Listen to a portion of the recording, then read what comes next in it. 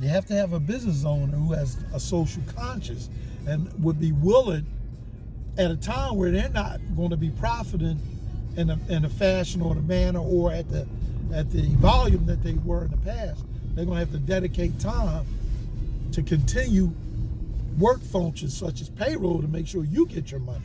So that's going to take an owner or a business owner or a leader with a very strong social conscience. So now you're still kind of at their mercy. And then you got to wonder, well, how many of these people have a strong social conscience? I know none of the people I ever worked for had it. Maybe one or two. Actually, I just found out yesterday that one of my regional managers, the one who, if your tie was a little crooked, you know, he would be criticizing you if he saw a telephone cord not perfectly straight hanging off the telephone. That would be a criticism for. Just found out that he was found guilty of insider trading when our company merged with another company. He knew that the merger was going to happen and his stock was going to fall, and he dumped them. So he was just found guilty. So here's the man, and of course I refer to him as something else now. The letters start with M and F, but that's what I refer to him now. This MF, who was criticizing my telephone cords, is stealing thousands of dollars with his inside information. So it leads me back to the statement I was making. How socially conscious are these people that we work for? Although they betray themselves as good people and they attempt to hold you to this real high standard of being a good person. And I'm gonna tell you, I'm 59 years old. I don't know too many people that actually fit into that exact mold of just good person. People are diverse. People have good things about them. They have bad things about them. But I've met very few people that I would just say they were just good people. Now I'm gonna say I have met some. And it's probably because I only know the good things about them that I can say that they are good people. But I'm pretty sure if I dug, there's something in there that's not good. Because that 100% totally good person does not exist.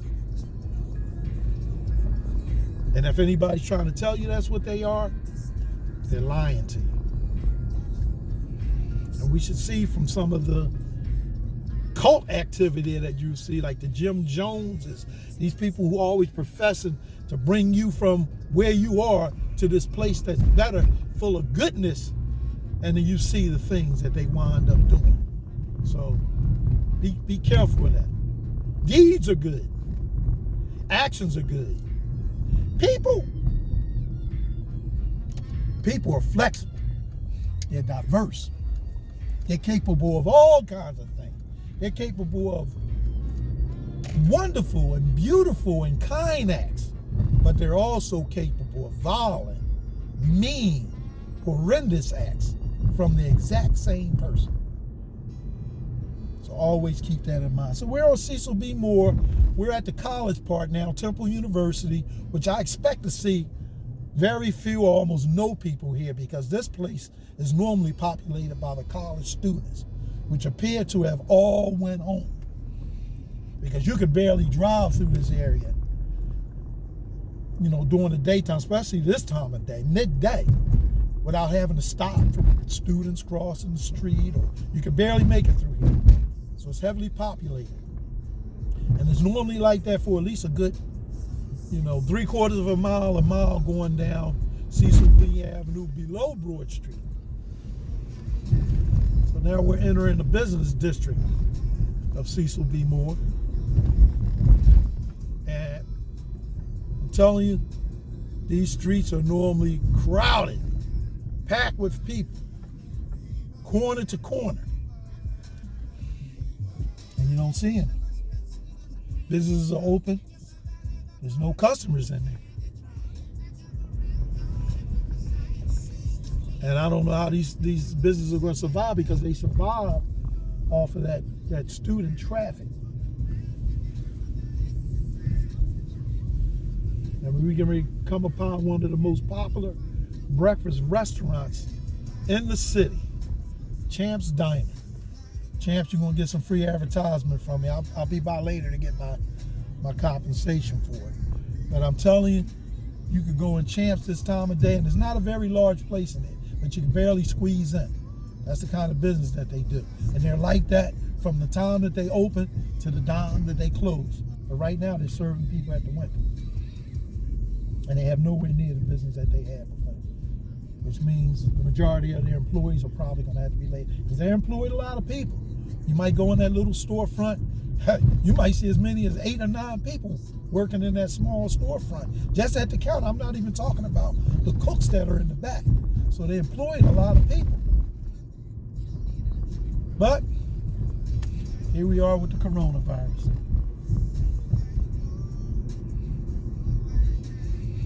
So we're coming into more of the residential area. It's still sort of business district. And when I was a kid, this thing here was just full of businesses. This was one of the heavy business districts in Philadelphia.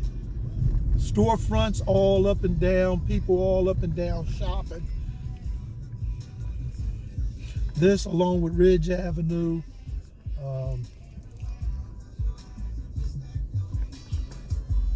22nd Street. I mean, these areas were just booming economically before the riots. Now, if you're young, you probably don't know about the riots, and so you probably seen. I guess if you're under 50, you probably don't know what these areas were before these riots. You just know them as what they were after the riots, which was a complete difference because of redlining.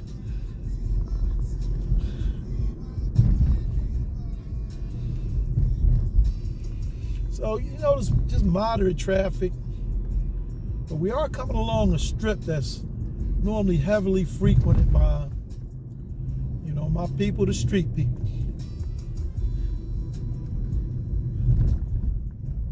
And you can probably already see, you know, people got their little chairs and walkers out. They just hanging out. This seems to be a very heavy hangout strip. Used to be a very popular gym over here where Muhammad Ali used to come and train sometimes. It's not a gym anymore. It looks like the building's been either modified, or the building might not even be there anymore. But it used to be right over on the side here. We're talking 60s, so if you weren't born in the early 60s, you probably wouldn't know anything about this.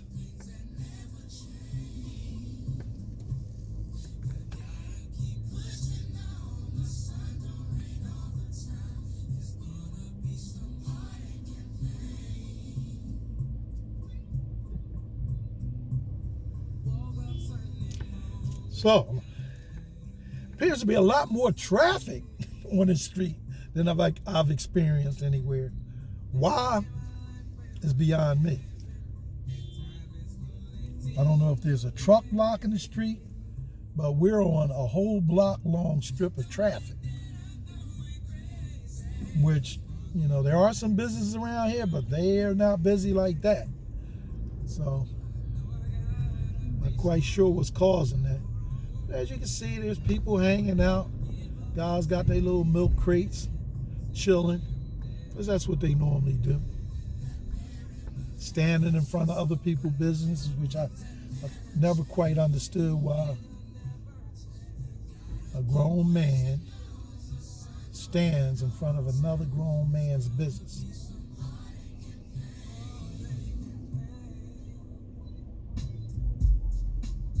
But there you go, you see it for yourself.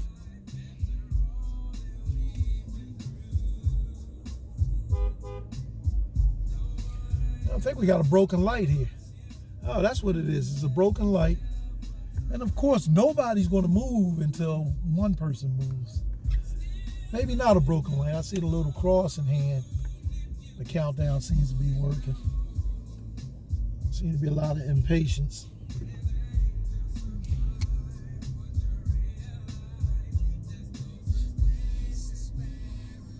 I think we're gonna take this. We're gonna swing down Ridge Avenue. Let's see what we see down that way. Can't turn here. Can't. I say no left turn. Oh, it sure does. Can't turn here.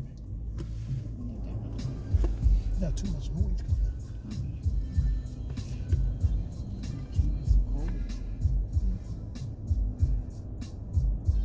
Okay, we're moving again. So you take a look at your people here. And it's a lot of them out here. So let's head on up Ridge Avenue.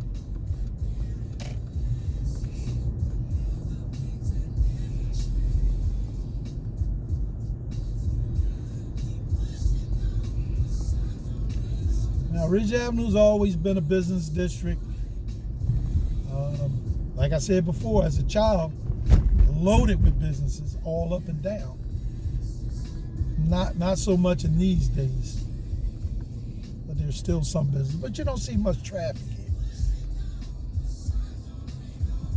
And for this part of North Philadelphia, that corner we left is probably about the worst that you're going to see in these areas. So these areas don't quite have the same kind of situation as the West Kensington areas of North Philly have. Although it has its situations, but its situation is probably no more than any other place in the city or any other part of the city.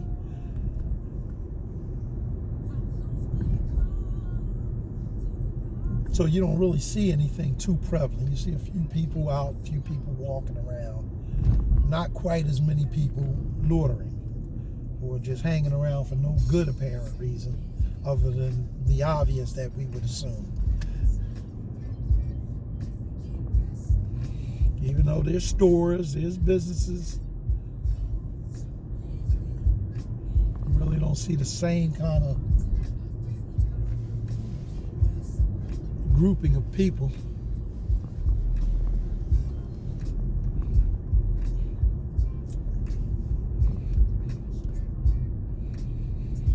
So, you got a little shopping center here, which is filthy. I wouldn't even shop in there, but a few cars there, but not outrageous.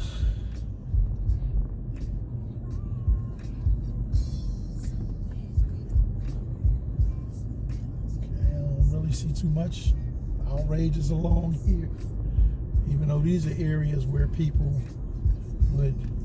So if I pan a little bit, I can't pan all the way over there, I'm not in a position. You'll see these guys, a few people hanging out over there that you don't see, which are always there. So seems to be that the places that they normally are, they're still there. All other areas, people are pretty much paying attention to this social distancing.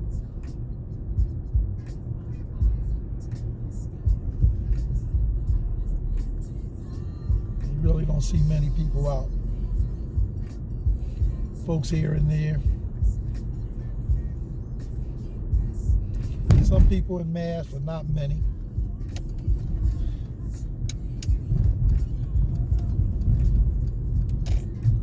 Hey, there's my old junior high school we're passing. So I guess you can tell where I'm from.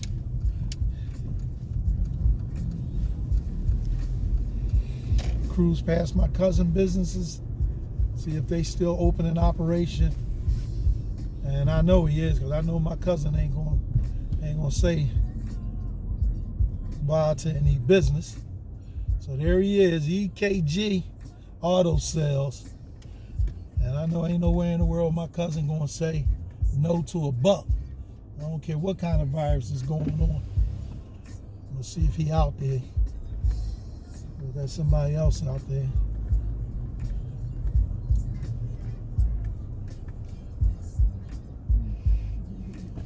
Kevin in there? All right, I'm coming around. So So he in there working. I'm not actually going to come around. So he owns that and probably about half of the houses on this block. He also owns the parking lot on the right. And this business on the left is owned by my other cousin.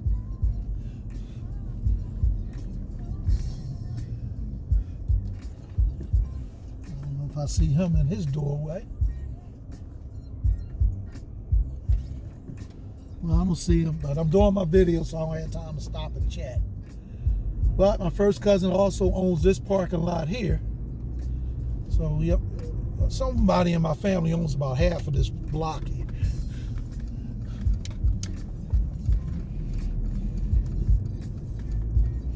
So we're at 29th Street. We're at the Strawberry Square. Let's cruise through the Strawberry Square and see what's going on.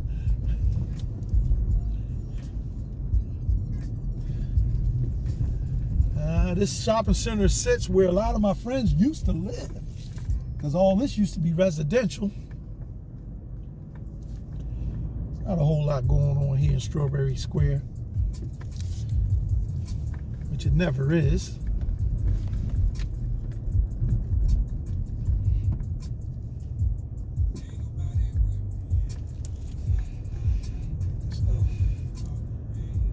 Here's your Strawberry Square, not much going on there. But it's not a booming shopping center, so to speak, even without the virus.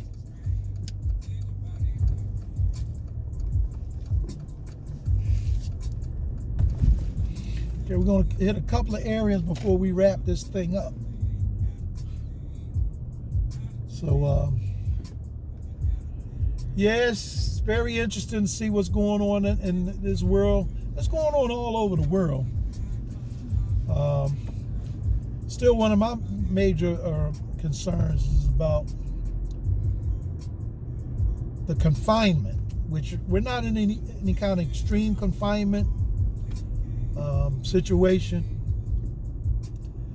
But I don't know, just judging from things that have happened in history, it makes me just feel uncomfortable to be in this type of situation. So I'm more concerned about the restrictions and the lack of freedom to move, and the urging of people to just stay put in your house where they know you are.